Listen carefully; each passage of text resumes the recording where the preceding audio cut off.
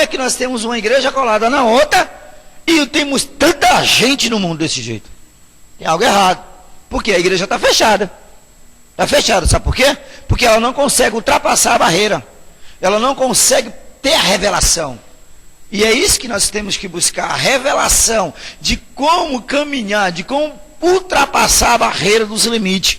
Aquele limite que está entre tua casa, por exemplo, na nossa família, aquele limite onde está entre o pai, a mãe, entre o marido, entre as pessoas que a gente ama, aquela barreira que está ali, nós concordamos com tudo. A mamãe bebe demais, a mamãe fuma demais, o pai fuma, faz isso, faz aquilo.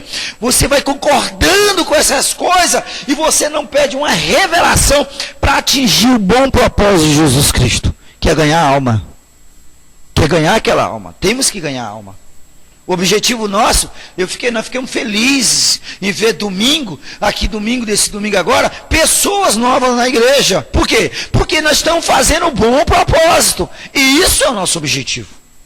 Isso é o nosso objetivo. Se você tiver daquela forma, com aquela barreira no meio, isso não é objetivo. Porque a grande massa que precisa de salvação, pessoal, está do outro lado. E você não consegue, se Deus não revelar, uma brecha, uma maneira de entrar nisso. E é isso que eu vou buscar. Eu não vou, bispo, mas tem barreira. Eu sei que tem. Mas tem um jeito de passar nesse negócio. De buscar essas almas por lá de cá.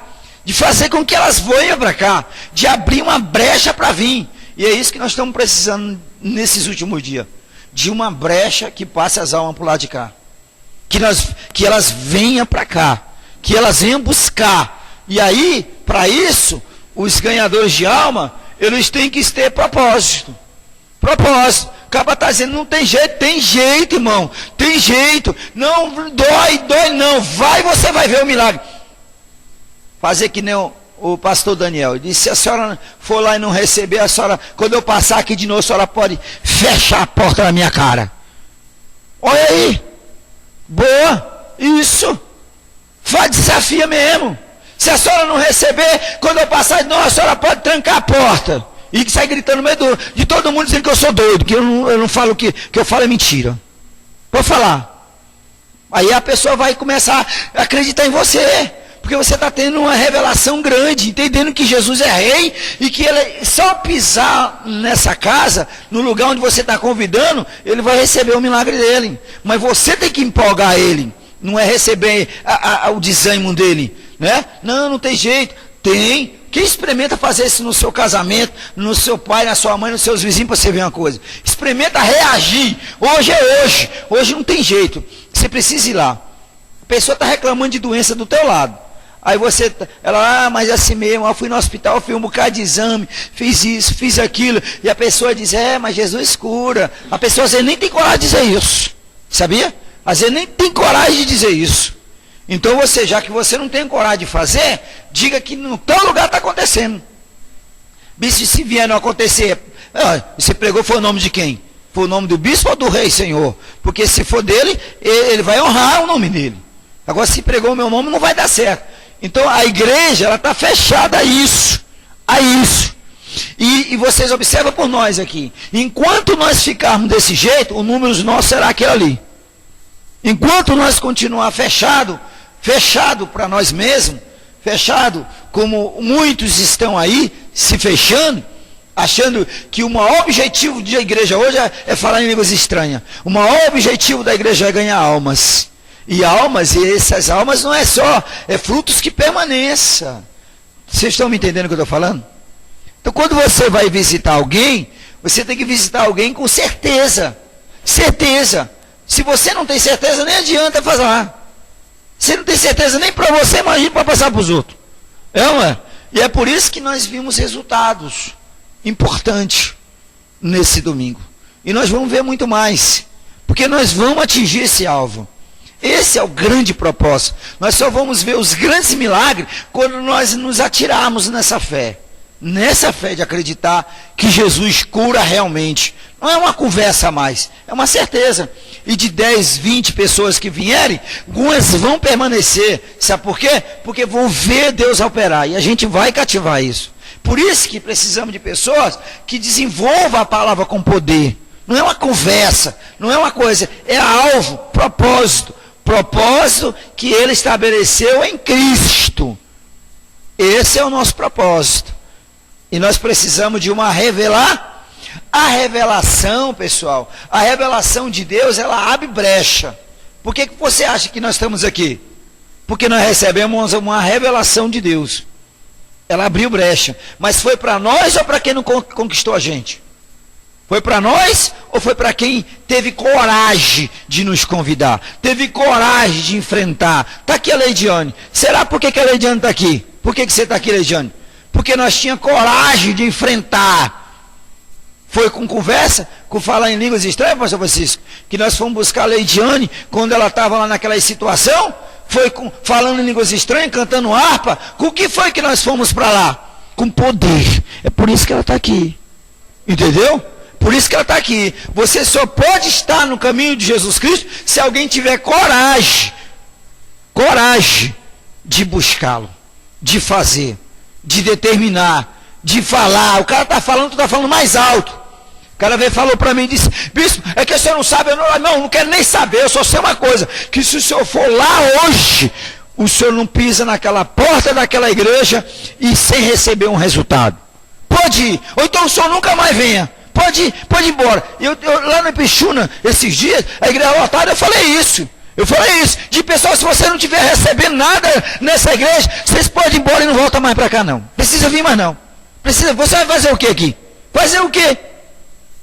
Você está entendendo? Você tem que acreditar no que está falando. Bispo, pessoal foi embora. Você tem que acreditar no que você está fazendo.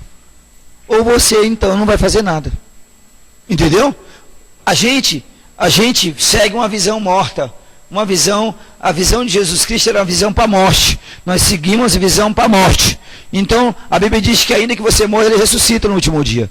Então, ele diz assim, o extremo é a morte. O extremo é a morte. E nós nem estamos se matando por isso. Né? Às vezes, uma horinha dessa aqui, quantas pessoas dizem, hoje não. Eu fico calado. Eu vou escolher obreiros que estão dispostos a dizer, eis-me aqui, e pedir uma revelação, orar a Deus, dizer assim, passo nessa parede. Eu vou passar nessa parede. Essa barreira bem que eu vou passar. Aquela barreira ali nós vamos passar. Quem pode concordar com isso, diga amém. Nós vamos passar essa barreira. Nós vamos mudar esse quadro. Eu estou fazendo uma igreja para mais de 300 membros. Eu estou fazendo uma igreja grande, onde a irmã Vanusa vai estar pregando, o pastor Francisco vai estar pregando, onde nós vamos ter uma sequência de gente pregando para as cadeiras, não para as almas. Que almas? Aquelas que nós vamos conquistar passando as barreiras. Passando as barreiras das nossas ideias, barreiras do nosso sentimento, barreiras da nossa... Nós vamos conseguir fazer diferente. Porque, me diga para mim, Marcelo, para que eu estudei tanto essa Bíblia? Para que eu li tanto? Por que eu me capacitei tanto? Eu não vou entender por que se amola o machado. Para que se amola o machado, pessoal? Então, quando você amola o machado, ele se torna o que, pessoal? Uma ferramenta o quê? Diga comigo, poderosa de corte. Entendeu? Ela então, em outras palavras, olha, se você vê aí em Atos 1:8, isso é o propósito nosso de fazer a diferença. Amém, gente? Então, nós não podemos ser, olha o que eu aprendi, pessoas às vezes estão dentro da igreja, mesmo dentro da igreja Getsemane, pessoas que estão dentro da igreja não tem nada a ver com Cristo. Pessoas que falam línguas estranhas não tem Cristo mais. Pessoas que toma ceia, que é dizimista, que congrega mais. Mas isso não é importante. O importante é você pertencer a Cristo e depois à igreja. Mas pertencer à igreja e não pertencer a Cristo, o que adianta, pessoal? Que adianta? Que adianta a gente vai acabar indo para o inferno do mesmo jeito? Então, se eu já estou aqui para fazer, é outras coisas. Se eu já estou dentro d'água, é para molhar, meu irmão. É para ir até o fim. Não adianta ficar, não piso, não vai dar certo.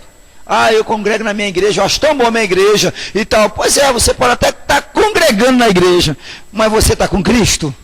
Porque se estiver com Cristo, tem que estar no bom propósito dele. A Bíblia diz assim, mas recebereis a virtude do Espírito Santo. que há de vir sobre vós, semeis testemunha. Tanto, deixa eu ver essa passagem aqui, um pouco antes aqui. Lucas 24, 47. Vamos pegar lá, foi Jesus que falou. Depois nós voltamos para cá de novo. Vamos ver onde Jesus falou para eles não se afastarem de Jerusalém. Não se afastarem de Jerusalém.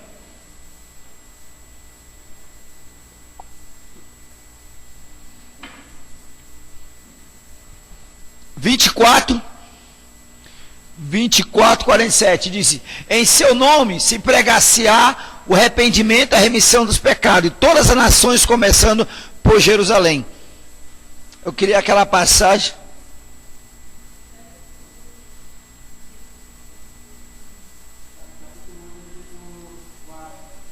É o versículo 4, né? É Atos. Eu estou lendo errado aqui mesmo. É 1:4 de Atos, né? Mas foi que eu achei essa. Estando com eles, determinou-lhe que não se ausentasse de Jerusalém, mas que esperasse a promessa do Pai, que disse ele: de mim ouviste. Aí ele diz assim, ó: porque na verdade João batizou com água, mas vós sereis batizados com o Espírito Santo, não muito depois desses dias. Aqueles pois que se havia reunido, perguntaram, dizendo: Senhor, restaurarás tu nesse tempo o reino a Israel? Você vê que eles estão com a ideia de reino. Aí ele diz: olha, vocês não se ausentem de Jerusalém. Só saia de Jerusalém quando? Só saia de Jerusalém quando? Quando ele diz no versículo 8: quando vocês receberam o poder do Espírito. E ninguém estava lá esperando falar em línguas estranhas. Você quer ver? Eles estavam sentados esperando, ou seja, numa direção que Jesus deu. Vocês fiquem em Jerusalém e se assentam lá. E é normal que os irmãos ficassem no mesmo ambiente, porque tudo era da mesma fé. E estava todo mundo reunido no mesmo lugar, porque tinha uma ordem expressa do rei, dizendo que eles tinham que ficar lá, não saísse de Jerusalém. E a Bíblia diz que eles estavam sentados, Atos quanto? Atos quanto aí? Atos 4, né? 4. É onde desce o Espírito Santo? Capítulo 4, versículo 2.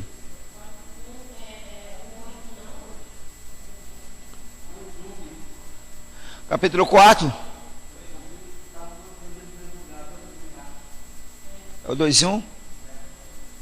E cumprindo-se o dia de Pentecostes, estava todos reunidos no mesmo lugar. E de repente veio do céu um som como de um vento veemente, impetuoso, encheu toda a casa em que estavam assentados. Olha só essa palavra aí. Por quê? Por que ele estava assentado? Porque ele estava aguardando uma ordem. E Atos 1:8, Jesus garante para ele que vai vir sobre eles o poder.